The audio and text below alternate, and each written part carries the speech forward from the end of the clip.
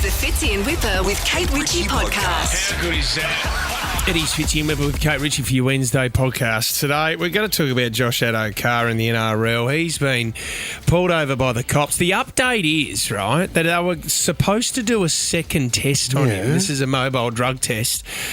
And they got a call to go to another job. What, left the scene? They had to leave the scene. He thought he got away with it. Has he got away with it? We don't know. They're still investigating. But I love these stories. Did the cops get called away and you got off? Wait, we got some great calls. They're in the podcast. This is the Fitzy and Whipper with Kate Ritchie podcast.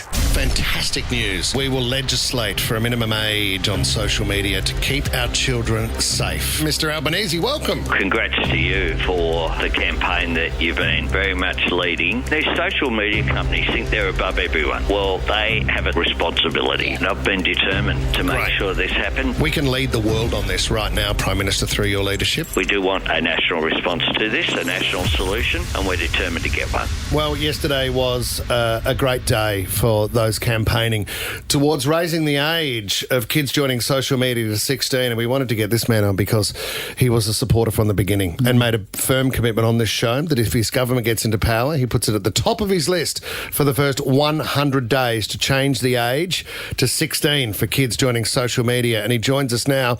Opposition Leader Peter Dutton, welcome to the show, mate. It's a pleasure, Whipper. Thank you very much, mate. Good morning. Hey, it means the world that you jumped on this really early, and you have seen the importance of this, and not only did you back it really early on with 36 months and the support for 36 months, but privately you also said make sure you keep talking to the Prime Minister, make sure you understand that this is, it requires bipartisan support, but also some issues sit outside of politics, and this is one of the crucial health issues that we need to look after our kids for. I really think it's one of the biggest issues we face in our generation of leadership because kids are being exposed to really the sewer of the social media side of life, and we wouldn't allow our kids of 12 or 13 or 14 to go out unsupervised into an area where adults were engaging in activities and sharing materials that are of an adult nature. And I just think there needs to be a common sense approach here, and full credit to you guys. I mean, you really have pushed it very hard right from the very start, and I really pay tribute to you because without it, I don't think the momentum would have been there for the PM to act. No, Whipper has been working incredibly hard, but I think it's, Mr. Dutton, it's because all of us, we're parents as well. Okay, just Peter's good because I'm... okay, all right. I'm not that old. I know. I feel it, and I look at but Thank you, sir. I'm 46, and so just calling you Mr. Dutton makes me feel like a spring chicken. And Heather, my mum will be listening, and she'll be very proud if I call you Mr. Dutton. But it's Peter from now on. If it helps you, that's okay. Yeah. Okay, no. That's okay. But we're all parents, and Whipper has really driven this hard. But in the studio every day, we speak to parents. We're parents ourselves. We're having these issues in our homes. And I think Whipper and we had a conversation once. You can liken it to inviting a stranger into your home, sending them into the bedroom of your child and leaving them there for 6 hours. That's what's happening when these kids are scrolling through things that they shouldn't be exposed to. I think that's exactly right, Kate. And when you look at the examples that the police have, the grooming, some of these people are professionals at identifying vulnerable kids online or creating a vulnerability for them. And it's not just that, it's the content. The social media companies don't have the same morals or values that we do as a society. They're profit-driven, and when you have conversations with them, you get a blank response, and they're not interested. And therefore, in that scenario, society has to take control, and the government of the day has to take control. And to be honest, full marks to Peter Malinauskas, the South Australian Premier, who I think was probably as frustrated as we are. He announced it first up in South Australia, and I think the PM was left with no choice but to announce it. Yeah, it was good by Peter Malinauskas, but is it? I mean, he's set the age at 14, requiring social media companies to establish that parental consent. But 36 months is this initiative that Whip has been pushing, Peter, and it is vital. Those extra 2 years for those kids, it's vital in their development. We need 16. Yeah. You need to be 16. So, what are your thoughts on that? No, Fitzy, I agree 100% with that. We've announced 16 as our policy, and if the government goes ahead at 14, then we will change that if we're elected at the next election, because I agree with you. I still think there is a really crucial period in that 14 to 16 year age bracket, and there's still a huge vulnerability that we should address. Well, I feel like we're making progress. So, Peter, or as Kate would like to say, Mr. Dutton. Mr. Dutton, thank you for joining us. I won't do it again, just today. Thank you very much. All right. We thank Well, you so young much. folks, take care, okay? You're just trying to get back on the show, Peter. Come on. Hanging out with the cool kids. Pete, thank you so much for your support as always, mate. Thanks, guys. Take care. Take care. This is the Fitzy and Whipper with Kate Ritchie podcast. Let's talk about Josh Adokar, the Fox. What does the fox say? Well, the Fox says that he's innocent.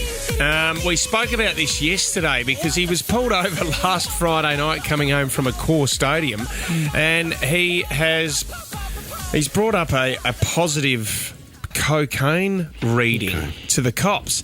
Now, okay, so this is the confusing thing, because it then went to the NRL Integrity Unit. He denied it. Gus Gould came out and said, no, this is a rumour. He's fine. He says that he's negative, but we're waiting on the second result. This is the follow-up, though, and I only It's thought negative, that it's negative. I only ever thought that this happens in movies, but if you get pulled over by the mobile drug tester, what happens is that you've got to do a wipe, an initial wipe down your tongue. Yeah. That gives a positive indication, right? Then you do like an oral fluid sample. Okay, so that you leave it in your mouth for a while, and it just basically, your saliva marinates, and that's the test. Yep. Right? And then what they usually do is that they wait a while, and then they'll do another test, Kate. God, how many do they need? On So the they same need- day or later on? No, but because we've said this numerous times before, and I think we had a couple of people ring in last week and say that they were pulled over. It said they were positive. They're like, what are you talking about? And then they find out that they're negative. The second test comes back and says it's negative. So it's not 100% foolproof. And this is what Josh Adokar was saying. But when they went to go do the second test, police have said they had to leave the scene because they got an urgent call for assistance in an attempted home invasion on Church Street in Lidcombe. Around about 5 minutes later. So they were talking to Josh Adokar, did the first test, did the oral fluid test, and then they said, okay, we've got to do one more test just to see if you are positive. And they said, sorry, man, we've got to split. We're out of here. There's an attempted home invasion. Oh, so halfway through the test, we were going to run the third one, but I'm sorry, we've been called away. So what does 13 that mean for all of this, though? So, okay, so they'll wait back for results, but I don't know if it's enough to say that he has been done, because I don't know if you need the second test. To start with, it's not fair on Josh Adokar at all. Well, The fact that it gets splashed across and the integrity unit's brought in at the suggestion, because a lot of people don't look into the details and don't hear what you're talking about, Fitz, and then they just go, Josh Adokar, drugs. yeah, well, but see, this is... This is not fair. So he's been stood down for this week's game against Manly. You're kidding Because me. of all On this. Sunday. What's Yes. happened to innocent until proven guilty? Well, Gus Gould had a press conference yesterday, and I think that he basically said that they may have been lied to by Josh. Did So so they don't. So there could be a little bit of honesty involved in this. That they've stood him down for the week, and they're going to wait for that oral fluid sample and the test to come back. But this is the thing: Gus Gould said that can take up to 7 or 8 weeks sometimes before you get that second test back because Where are there's they a backlog. What are they sending it in the mail somewhere, or it's going to go overseas, or? Do you know what I only thought this happened in the movies, though, that, the cops pull someone over and you're about to get a huge fine or you're about to be arrested, Kate, and then all of a sudden they get another call to go somewhere else. Oh, what are the chances? It's a little bit like that interview with Prince Harry when he was serving in the military. He was halfway through a very, very important chat, but he was out there sort of on the field and the siren went off. He had to dump the mic. He ripped the mic off his shirt and ran to the chopper. Get to the chopper. Yeah. Serving the country. Mate. Was he getting fined at the time by police? No, I think it was Megan on the phone. Seriously, Harry, if you don't get here. Yeah, when that siren rings, that's Megan on the phone. Has this happened to somebody before? I'm throwing it. Tommy, this is a Hail Mary. I know it's going to be tough. But were you about to get a fine or was something about to happen and the cops were called off to go somewhere else? Oh, it's Saved by the Bell, really, isn't it? Saved by the siren, you could say. The Fitzy and Whipper with Kate Ritchie podcast. We're talking about Josh Addo-Carr, the Fox. A secondary drug wipe was not conducted because police officers were required to respond to another call. It's like out of the movies. Yeah. We're about to nab you. Oh, no, there's a bank robbery going on. We've got to leave. Gotta go. You have been saved. Man, that was close. Does this happen? Louise in Lane Cove, what saved you from the cops, Louise? The rain. The heavens opened up on me. Many years ago, I had a ute and I was on my L's, and my boyfriend at the time and his friends they had all been drinking, and we had left the club, and the ute only had 2 seatbelts, so I had one person sitting on the console, I had one in the passenger seat, one on the floor. Sounds so and I had, safe.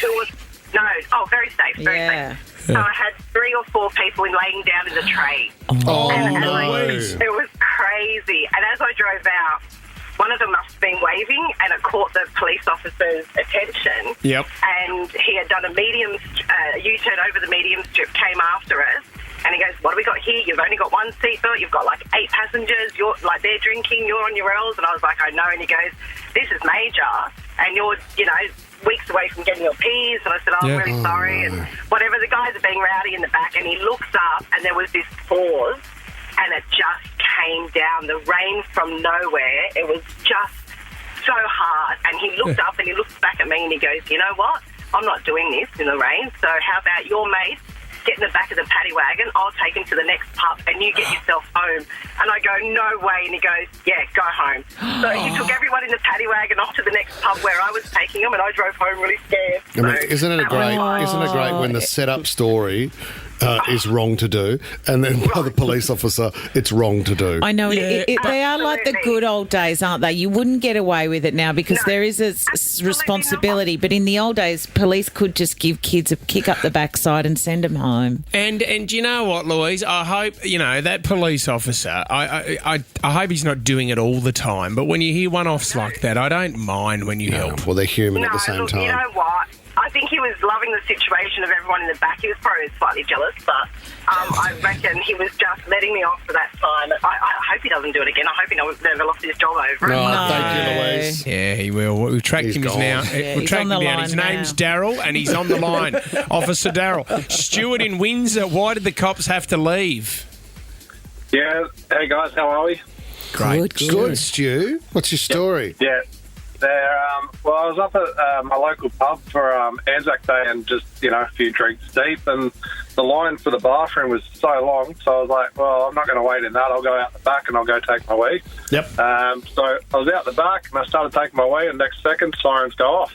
I'm like, you're kidding me. So they tried to get me for public urination, but then they got radioed in. There was a fight about 10, 15 minutes away, and so they got radioed in. They had to go. Oh. And you're still there doing a wee on the fence, Stu? Yeah, Oh, my God. Saved by the punch-on. Willie Mason got done, didn't he, for public urination out the front of Coogee there, didn't he, Kate? But there wouldn't have even been a queue. He just decided to do public that. exposure. God, if you when Randwick, at the end of Golden Slipper Day, you could be plenty of fines for public urination. That's why the roses grow so beautifully. That's what it is. Danielle's in Rudy Hill. What happened to you and your partner? So a few years ago, St Mary's, good old St Mary's, there was an RBT, and he got called into it. And at the time he had a Rexy, and the fog lights would go on. I didn't know it was a rule, but I think they're really funny when you don't have the right lights on at the appropriate time. Yeah, gotcha. And the cop was like looking at him ahead of us, and he was like I'll try and turn it off. And he turned it off, but he looked back, and then there was a cop at our window, and he was about to start talking, and they called someone else in, and that person smashed into the cop car ahead of us, and then just sped off. And then they all just looked at everyone like they're all looking at each other in shock, and they're like, and then one of the head cop was like, "Well, go!" And so they screeched off, and he was like, "I'll just go, like leave it." And so we got avoided a bit of a fine. Like, he wasn't drinking or anything. No, he was going to get caught by an arbiter. You knew you were going to be done for something. What colour was the Rexy, Danielle, and did it have a big spoiler on the back? No, he didn't. It was silver. It was he Still got hot. rid of it, but still hot. it was just a typical Westie. You went out with him for the car, didn't you, Danielle? I thought this only happened in the movies. Sorry to hear. Okay, let's go to Jake in Leppington. How'd you get let off, Jake? Oh, yeah, boys, no way, it's all right. Good, Jake. Really, really good, Jake. So just quickly, so I went out with a mate of mine on a big night. We got home, lads, early hours of the morning, and we had quite a bit to drink. But fellas. I had about 2 to 3 hours sleep. I had to get home, so I had no license at the time, and I was playing professional soccer at the time, right? So I had 2 weeks left on my license. On 2 hours sleep, I was definitely over the limit. I was driving. Had all me soccer gear in the back, me going out gear, mate. I looked a mess, yeah. Highway patrol pulled me over. I was only 5 k's from home. Highway patrol pulled me over. Take my license, say, "Mate, you got no license?" I go, "Yeah, I know." So they take me out. There was 2 of them. They take me out, put me on the side. One of the blokes goes back to his patrol car. Yep. And the other one stands there, and we have a conversation. And he was asking about my life. And I said, "Mate, I play this club." And he goes, "You play for that club?" I said, "Yes." He goes, "Mate, that's the club I support." I thought, "You know what? I'm a youth angle." Now, these guys, the Highway Patrol, they never let you off. No, they never. don't. No. I don't have a license. I'm 2 weeks away from getting it back, yeah? Yeah, and I'm it. pissed. Yeah? Oh, Yeah. Jake. I use the angle. Yeah, man. Yeah. I use it. 10 minutes later, the guy comes back from the patrol car. Yeah. The guy I was speaking to pulls him aside because I've been telling him this and I'll get your tickets, blah, blah, blah, the whole kit and caboodle, yeah? Yeah. Pulls him aside, has a word with him, they come over, they go, "Listen, go to the RTA, Yeah. write a letter, go to the RTA, say you need your car just for these hours for the next 2 weeks, blah, So blah, true. blah, and try not to drive your car." And they let me off. Respect. All right. Oh, my Yeah. God, Long Jake. story, but yeah. That's probably one you don't want to get on when you've just taken broken every rule. Tommy, how are we going? Are we going all right with the law? Is everyone okay sort of revealing the times the police haven't followed protocols? We don't condone it. No, we don't. That was many years But ago. that's obviously a lie, because that does not sound like Highway Patrol Well at said, all. Kate. Well said. Anthony and Kirrawee, you've been on the other end, Anthony. Yeah, so I used to be a cop myself, and we pulled over a bloke for talking on his phone, and he's giving us the old excuse, "No, I wasn't on my phone. And before we could even run any, background checks on his licence, the call came over. There was an escaped prisoner at the Prince of Wales Hospital, so we had to throw his licence back at him and just rush over there, searching for the bloke. And obviously, it turns out he wasn't missing, he escaped, he was just in the bathroom. But this guy got off lucky. Because the other bloke decided to do a wee. How convenient's that? Anthony, thank you, buddy. Yep. You know what? You kissed. The timing of that, you are kissed on the proverbial, aren't you? Mm-hmm. It's an expression, Kate. I know what the expression is. I was just thinking about Anthony and being an ex-cop, what he thought of Highway Patrol. It is that moment where you look at the person and you go, "Mate, lucky day for you. Here's your licence. I'm off." And your dad, Steve. Free! Yeah. Get down! Free! Oh, my gosh. Get down on your chest now! Oh, my God. Okay, Put your hands behind your back! Settle down, mate. I would be an amazing... Yeah, okay. And cut. Was that good acting? Cut? Okay. I'm not even listening to him. Do cops say freeze? Yeah. I would imagine. Stop right there, mate.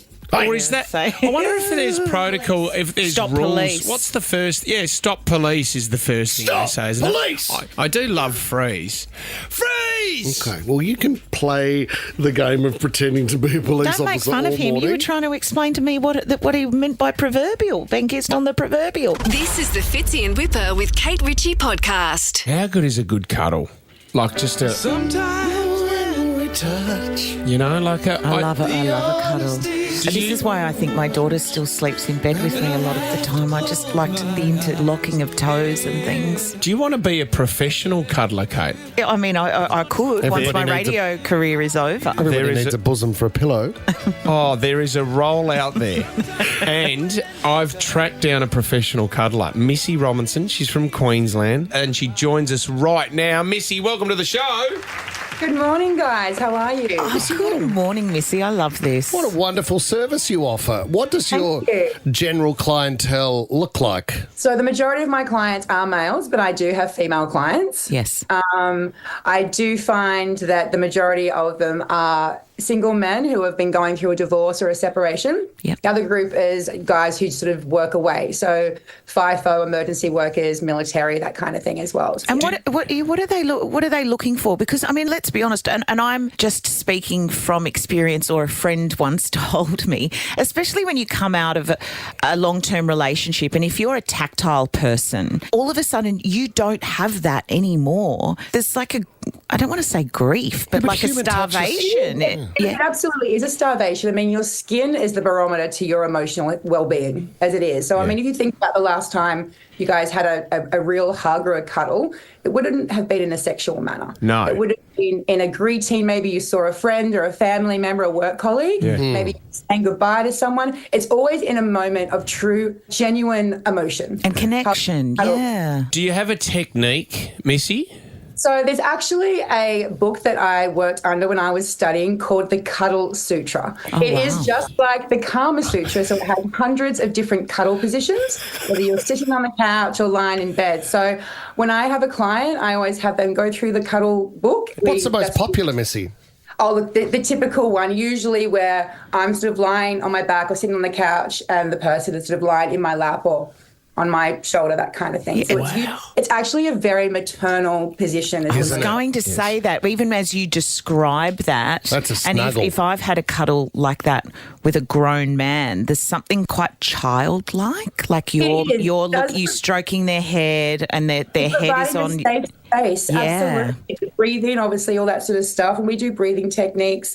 Sometimes they talk, sometimes they don't want to talk. Sometimes we watch television. Like, it really just depends on what they need. But the difference that they've been finding is, one, it allows them to be more present in their life. Yeah. They've got this connection where they're getting fulfilled. Yeah. And in some instances, some guys, and I'm just saying, generalizing, yes, they go out looking for sex, looking for this connection, and they might go to a sex worker, which is fantastic. They offer an amazing service. And a lot of the times, if you speak to sex workers, these gentlemen are just booking for a non-sexual experience. Interesting. Yes, and there's a confusion then between intimacy and sex, isn't there? Because you think 100%. that that's where it always leads. I have to ask you then, you must have situations where you're having a cuddle and there's tears.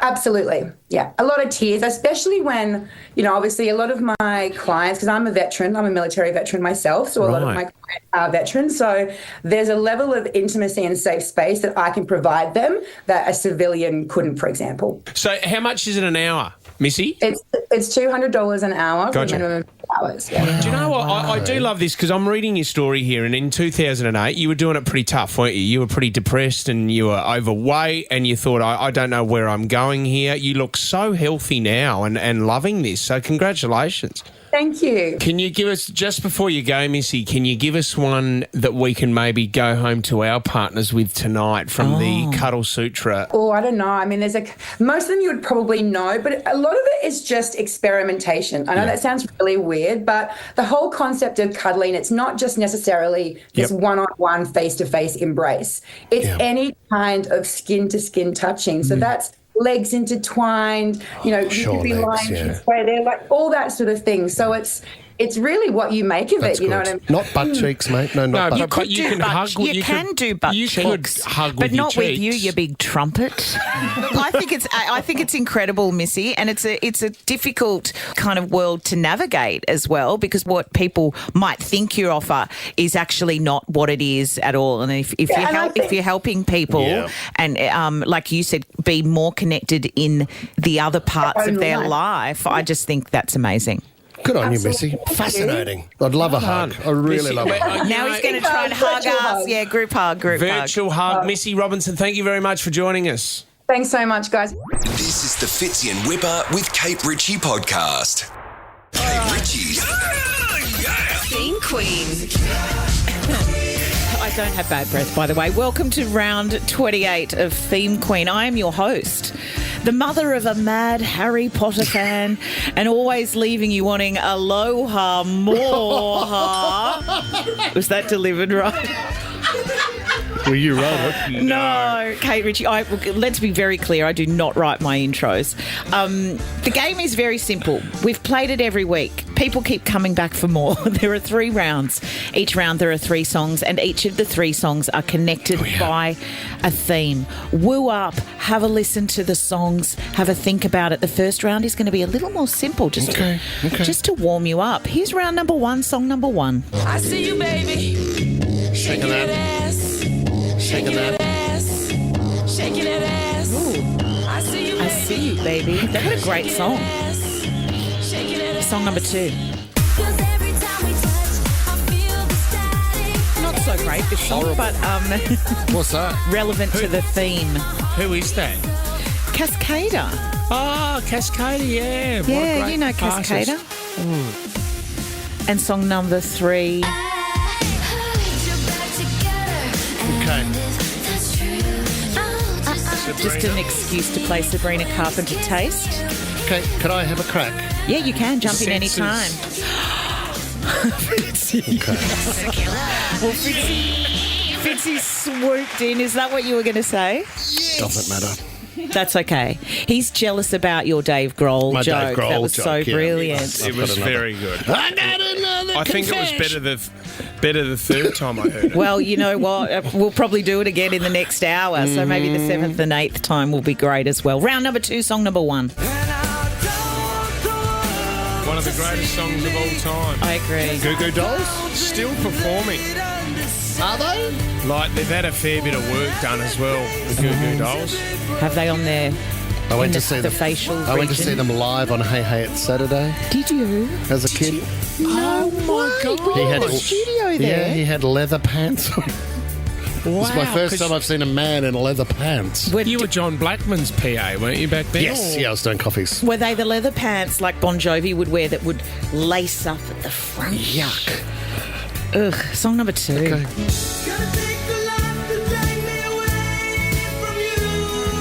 Great song. Yeah, Toto. Toto. Africa. Song number 3. They call me Hell. They call me Stacy. This is the one that's thrown me. They call me Jane. That's not my name by. Who is it again? The Ting Tings, isn't it? Sorry, mate. The Ting Tings? Ting Ting. The Ting Tings. What a great song. So who have we got here? Goo Goo Dolls, Iris. They all wear Toto. leather pants? No. Ting Tings. Let's focus on the band name, guys. You're there's saying Goo it. Goo Ting Ting. GG, TT, and TT. The Ting Tings, the Toto, the Goo Goo. Yes. Yeah, they're no letters repeat. We repeat the word in the band name. Now, this one is great. Round number 3, song number 1. We don't talk anymore. We don't talk anymore. Who's this? Shawn Mendes? No. Is this Charlie Puth? It's Selena Gomez. Well, it? yeah, but it's Selena Gomez. I She's like been in that the song. news this week. Yeah. $1 billion worth.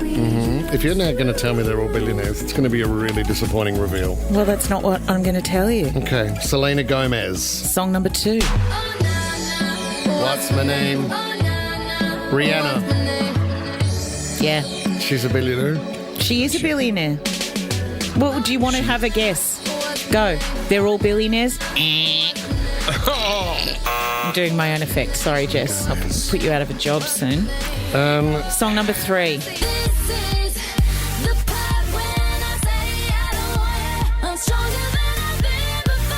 Who's that? Stronger. Who's that?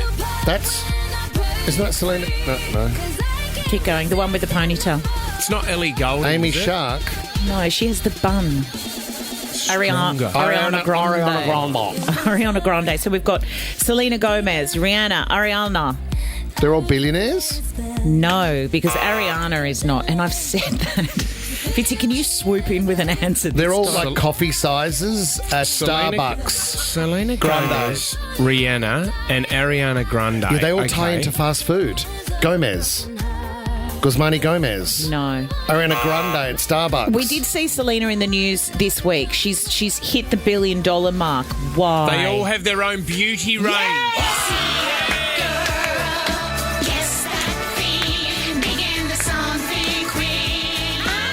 Well done, Fitzy. Well done, Kate Ritchie. This is the Fitzy and Whipper with Kate Ritchie podcast. Joe Rogan, you know what, controversial, makes a lot of money. Is it one of the most listened to podcasts in the world? I think it is. It was topped the other day by someone. Was it Smartless? And why do you think that is? Why was it topped or why is he listened to? Yeah, why? His guests. Well, not only that, he has to have some element of appeal as well. But, you know, he's an out there sort of guy. Well, it's controversial, Kate. There's a few conspiracy theories. I'm about to give you one in a minute. But, you know, it does go for like 2 hours. Some go for 3 hours. And he doesn't mind getting a little bit blazed while he's doing it. Oh, well, and I'll no just wonder. keep talking. But it takes so long. He'll sit there with Elon Musk and smoke a joint. Yeah. Is he allowed to do that? Well, Are they in apparently so. California or something? But you know what? He was also a comedian and obviously a UFC fighter. Was he? Yeah. I don't know anything about him. He wasn't a UFC fighter. He's a commentator, and I think he trains. He's UFC, had a but he few hasn't- bouts. I don't think he fights, mate. I took him on once. I don't think he fights. So he pops up on my feed. I don't know. The algorithm must get me sometimes. But okay, so this popped up in my feed. But this did. I know it's a conspiracy theory, but it pricked my ears up, and I had to do a little bit more investigation. Have a listen to this. Well, some guy invented a water-powered car a long time ago, and he was murdered. It's one of the great conspiracy theories. He met with some people, that wanted to talk to him about this design, and then he yelled, "They poisoned me," and he ran outside and died. And then nobody ever heard about the water-powered car ever again after that. So the mysterious death of Stanley Meyer and his water-powered car. It's a wonderful conspiracy theory. I haven't looked into it enough to know how much of it is true. No, well, so he's just put it out there into the world, and it has a life of its own. Hydro. Well, I mean, when you think about it, why hasn't it been invented already? Well, exactly, I get it. I went down a rabbit hole last night, guys. Stanley Allen Meyer. What did you find out? Okay, here we go. So he started the water fuel cell, and basically Meyer's claims about his water fuel cell that so it was splitting water into component elements, hydrogen and oxygen, and the hydrogen gas was then burned to generate energy, right? In a news report in Ohio, this is back in 1988, he claimed with his dune buggy that he could power that on 83 litres of water from Los Angeles to New York, all the way across America. Okay. On 83 litres of water. Yes, right? So then investors started jumping on board and said, Stanley, this is unbelievable. He patented it, so he trademarked it, which is obvious that's the first thing that you do. And then the story was that there was two Belgian investors who met him at a restaurant. While they were dining at the restaurant, his brother claimed that during a meeting, Meyer suddenly had some juice and ran outside saying, they poisoned me, and he died in the car park. So who are the Belgian people? Are they like they own petrol, obviously? So hydrogen's been around for a long time. I mean, Twiggy Forrest is big into it. Not long ago, there's a Sydney man here, and he's got a business called Playground, and they created the first hydrogen plane. This was probably 2 years ago, so it flew water-powered. What? Is he not? I hope he's not going to dinner and drinking juice. He's not having the juice. He said, "I'll have the steak." No gin and juice for old. Hold the juice. Okay, so they found out that that poor Stanley had high blood pressure and he died of an aneurysm. So he didn't die of that. And the Belgian investor, there was one Belgian investor who was a very good friend of his and was helping him financially for several years, but he was a personal friend. So the cops investigated. The other thing as well, that his invention was later termed fraudulent. So they investigated it and they said there's no way that you can drive this car any more than a couple of kilometres on water. Ruins the story. But it was so great. You're not going to end up on the Joe Rogan podcast, mate. I know. If you debunk all his conspiracy theories, it's hard to say. You're going to ruin it. You're going to ruin it for everybody. Yeah, stay out of it. What do you? Surely you've got another one for us tomorrow. I love this stuff, and I love people who are so into conspiracy. I know. I'm sorry for being a Debbie Downer, but it's not true. Well, you're going to tell me the Earth is round next. Yeah, you're going to pay all that money for fuel today. This is the Fitzy and Whipper with Kate Ritchie podcast. Let's talk about the school bully. There was always one, wasn't there, if not two. And it was horrible for people. And those that got picked on, I remember getting elbowed in the mouth one time, and I don't even know why, but he was the school bully. And he used to call me the tree swinger. I was like, oh, man. This guy goes after me every day. For anybody that's been bullied, it's the most horrible thing in the world. There's one man here, and this story is extraordinary, because not often you get revenge on your bully, and this guy waited patiently. In fact, he waited 43 years, Fitz. Have a listen. A long time. Have a listen to this story. 53-year-old Greg Gay says he can still recall the details of an assault that happened back in 7th grade at West Memorial Junior High here in Katy. I went to the bathroom, and when I turned around, some boys confronted me and they started beating me up. They grabbed me, shoved my head in the urinal. At a school board meeting in March, Gay stunned the crowd when he confronted former schoolmate and current Katy school superintendent Lance Hint about that assault, claiming Hint took part in it. Lance, you were the one that shoved my head in the urinal. So get your head around this. Lance Hilt, that he sort of spoke about, he's the superintendent, so that really means he's the manager of all the schools in the area. That's how they structure it in the US. So they had their annual general meeting, and one man has turned up and he said, this is what happened to me and you're the man that did it. How good is that? I mean, it's sad that it's played on his mind for all these years. Yeah. And because his name was Greg Gay, that's what he was picked on, because there was a cheap joke to be made on his last name growing up. Of course. So 43 years later, 13-24-10 if you've ever confronted your bully down the track. See, do you know what? I actually caught up with Jason Gaskin, a good mate of mine, who played footy, and we went to high school together. And we were talking the other day about Brad Carpenter, who we went to school with as well. And Woody, I've seen Woody, and he's a lovely bloke. There was a moment there where we both sort of got bullied, but you know, when I remember, and it was the worst thing ever. You bully someone else because everyone was doing it, and it was that peer pressure. Yeah. And then it turned on me. When footy season started, they found out that I played for a different football team, so they turned on me. So you got picked on. So there was a real moment where Jason Gaskin and I looked at each other and we went, you know, that was a really bad part of our lives, wasn't it? I feel so bad about doing that. I mean, it's good that you realise it, but it's just, I don't know how you stop it at the time. And that's the thing. Someone can be picked on just because their last name is different to... You know, my dad got emotional watching, I think it's the first Wog Boy, the movie, because there was a scene in it which... The exact thing happened to him. Because he was ethnic, he went to school with salami sandwiches. Now, back in, I don't know, the 60s, not every kid had salami sandwiches, but there he was. Quite a strong aroma, wasn't it, when you opened your lunchbox? Oh, yeah, but you know what? A salami sandwich with sauce made on good white bread is to die for. It's got to be fresh bread. It's got to be fresh. Anyway, they got him in the middle of the circle and all went, Wog Boy, Wog Boy. And then he swung around and punched one of them and was never bullied again. So John was the original. John could have made that movie. And today, Dad launches legal action against Nick Giannopoulos for stealing his idea. For his idea. So, I can't say any more about that. We're going to let it play out in the courts. Well, Michelle the Minx is trying to ring through for a bully call, Tom, but you're not letting her on. Oh, she bullied a few men, I would suggest, into submission. Yeah, she's gone. Minxie, hold tight on that one. Fits in Whipper with Kate Ritchie is a Nova podcast. For more great shows like this, download the Nova Player via the App Store or Google Play. The Nova Player.